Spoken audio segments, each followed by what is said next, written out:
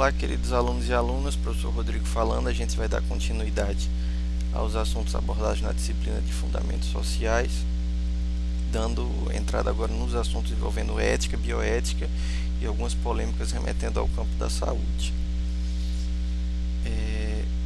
De antemão, qualquer dúvida vocês anotem. Se precisarem, vocês podem colocar no e-mail ou no fórum que a gente manda os slides, tá bom? Eu acho que eu já mandei esses slides, mas se alguma das professoras que está responsável pela disciplina com vocês ainda não tiver disponibilizado, vocês falam que eu disponibilizo. Algumas perguntas norteadoras para a gente falar sobre o nosso tema de ética, ok? A gente vai tentar responder do que é que se trata a moral, né? Qual a sua diferença entre moral e ética, né? Quais os fundamentos da moral, o que significa virtude quando a gente vai falar de moral. A gente também entra em alguns dilemas sobre liberdade de escolha e livre-arbítrio, somos livres para escolher, e querendo ou não a gente acaba tratando de algumas perguntas implícitas, e uma delas é como ser feliz na nossa prática, né?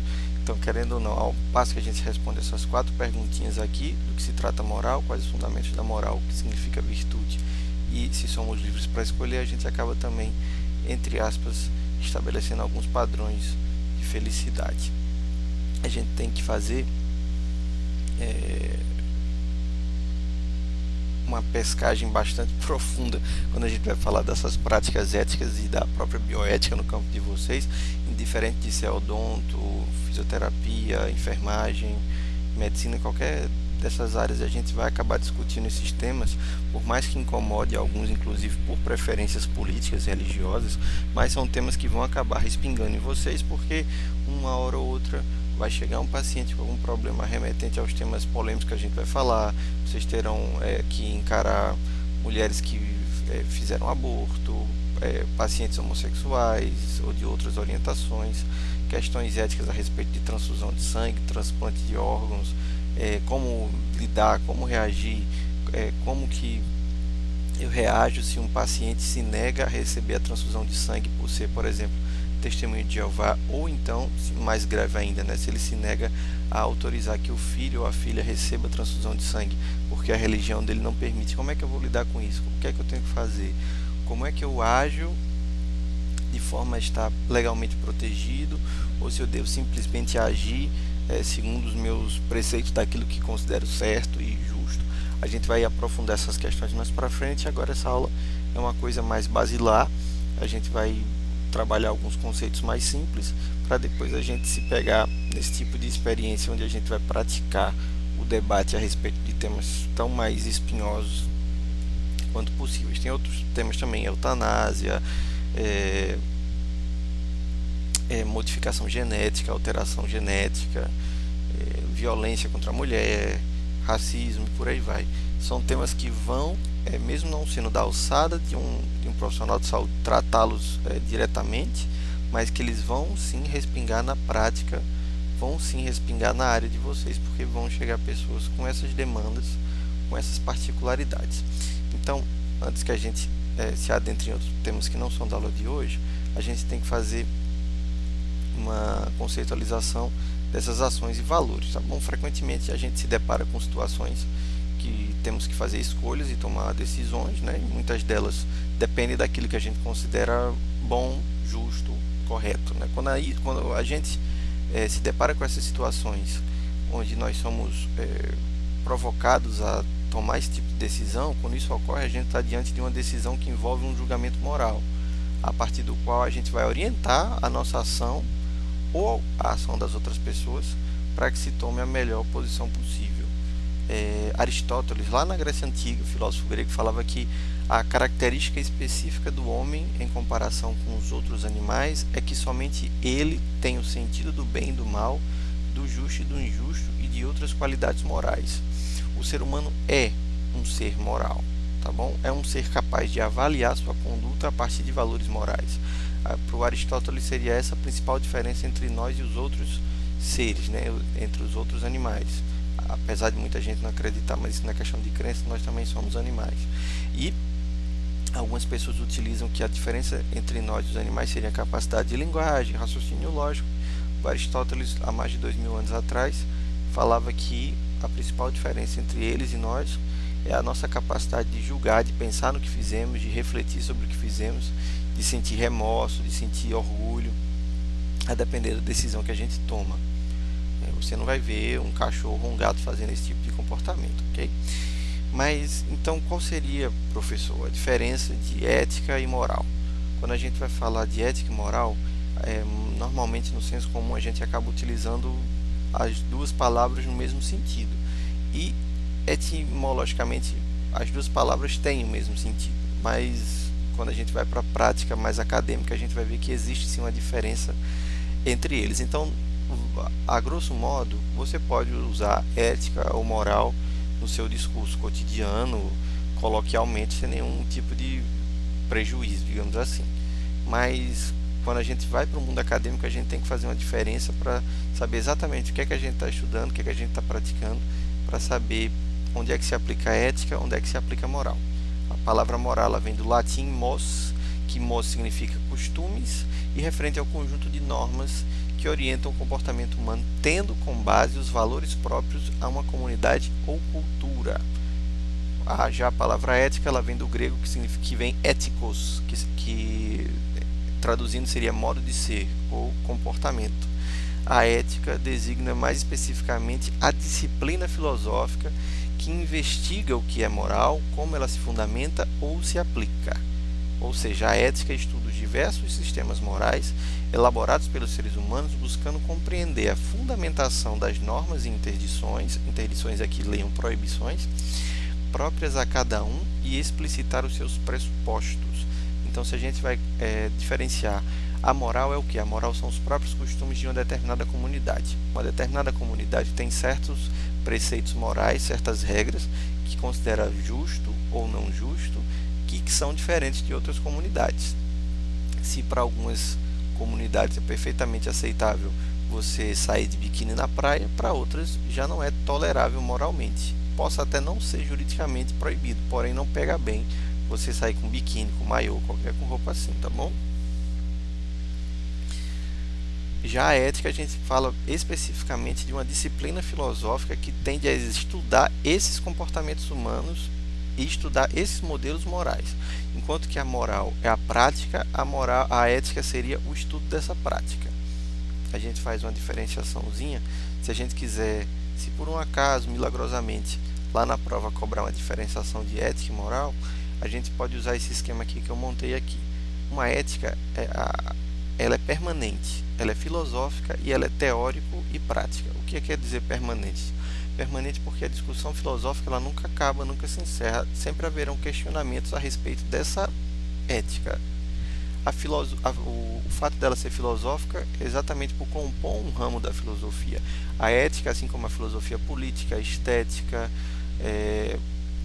a filosofia da cultura, da religião, filosofia social, entre outros campos, ela integra um vasto ramo de outras filosofias e por isso é tida como disciplina filosófica. E aqui eu coloquei como teórica e prática. Por que teórica e prática? Ao passo que ela vai ter a reflexão para definir e julgar por que esse sistema moral é assim, assim, assado, ela também vai tentar elaborar um jeito de melhor fazer essa prática. Então, a teoria de entender por que as pessoas, os seres humanos, consideram isso bom ou isso ruim, também vai tentar aperfeiçoar essa prática para perceber quais são as falhas, as brechas desse próprio discurso e criar uma moral mais robusta. Já a moral, ela é temporal. O que quer dizer que ela é temporal? É que ela está presa no tempo. Se a gente julgar pelos nossos avós e perguntar algumas coisas que eles faziam ou deixaram de fazer quando eram mais novos, a gente vai achar muitas delas absurdas. Beijar na boca era considerado para algumas pessoas um ato anti-higiênico, enquanto que para nós é um ato normal. Se você perguntar para sua avó, se você sobreviver à porrada que ela vai te dar, perguntar se ela beijava na boca, provavelmente ela pode achar inclusive até a pergunta muito imoral. Já se você perguntar para sua mãe ou para um irmão ou para um primo, essa pergunta não vai se tornar tão problemática. Por quê? Porque a moral muda. É que nem moda. A moda muda. Se você pegar uma foto dos seus pais há 20, 30 anos atrás, você vai ver os cabelos que eles usavam, as roupas que eles vestiam e vai pensar o quê? Meu Deus, que pessoal brega é esse, que eram os meus pais. Mas na época deles era a coisa mais topzera de todas as modas de se vestir. A mesma coisa para a moral. A moral também é cultural. Significa isso, que ela difere de cultura para cultura. Seja entre países, né, o que é certo aqui e o que é errado aqui não é a mesma coisa necessariamente que é certa e errada na Rússia, na China, no Japão, nos Estados Unidos. Mas essa diferença cultural também se dá dentro das próprias comunidades. Às vezes um grupo religioso é mais fechado, outro é mais aberto, outro não tem religião. Às vezes uma região do país ela tem certos costumes que em outra região ela não é muito bem vista. Tirando por nossas regiões, no Nordeste as pessoas têm uma recepção mais calorosa, têm o costume de abraçar, de beijar, de cheirar. Já no Sul as pessoas têm um comportamento mais distante. Não que elas vão ficar necessariamente ofendidas se você fizer esse tipo de comportamento mais caloroso, mas elas vão no mínimo estranhar. E a moral é essencialmente prática. As pessoas que exercem a moral, seja julgando os outros, sejam pensando no que os outros vão pensar, ela vai acabar se resumindo na prática. Ela não envolve uma reflexão, não envolve entender o porquê que eu acho daquilo certo ou porquê que eu acho aquilo errado, ou porquê que as pessoas condenam isso ou aquilo. A moral não está preocupada com essa discussão, a moral está preocupada só em ser aplicada. Então, qual seria a diferença de normas morais para normas legais, quando a gente fala do direito? Normas morais e normas jurídicas são a mesma coisa? Se a gente pegar a grosso modo, muitos aspectos entre os dois campos são semelhantes, tá bom? Há vários aspectos comuns entre as normas morais e as normas jurídicas. Entre esses aspectos comuns, a gente destaca que elas se apresentam de forma imperativa, ou seja, são normas que devem ser seguidas por todos, não existe uma exceção. Matar é errado, ninguém deve matar. Pronto, é uma regra que vale para todos: brancos, negros, homens, mulheres, ricos e pobres, novos e velhos. Isso está lá no direito e está lá na moral. As regras morais e o direito, elas também buscam propor, né, por meio dessas normas, uma convivência melhor entre os indivíduos. São normas feitas teoricamente para permitir o convívio harmonioso, lidar com os problemas, lidar com os conflitos que as pessoas vão ter invariavelmente ao passo que elas vivem juntas. Quando você imagine, é só lembrar sua família como que ela briga dentro da sua casa. Agora imagine uma quantidade exorbitante de pessoas vivendo sem nenhum tipo de regra, sem nenhum tipo de lei. O que é que seria permitido, o que é que não seria permitido? Se fulano me faz uma raiva, eu tenho o direito de agredi-lo, ou ele tem o direito de me agredir de volta? Onde é que a gente vai parar? Então, na tentativa de permitir um convívio harmonioso sem a utilização de violência, então tanto moral e direito buscam aplicar essas normas na tentativa de uma convivência melhor. Essas regras morais e jurídicas, elas também se orientam pelos valores culturais próprios de determinadas sociedades. Tanto a moral quanto o direito são marcados pela cultura da região. Então, algumas coisas serão permitidas tanto moral como juridicamente em alguns países, outras não. No nosso país, por exemplo, é permitido o consumo de álcool recreativo. Você pode comprar cerveja, cachaça, vodka, que seja, e pode ingerir, desde que você, claro, não cometa nenhuma infração depois, ou piorada pelo ato de beber álcool, ou causada pelo ato de beber álcool. Já em outros países, como a Arábia Saudita, Emirados Árabes, Bahrein, é terminantemente proibido o consumo de álcool.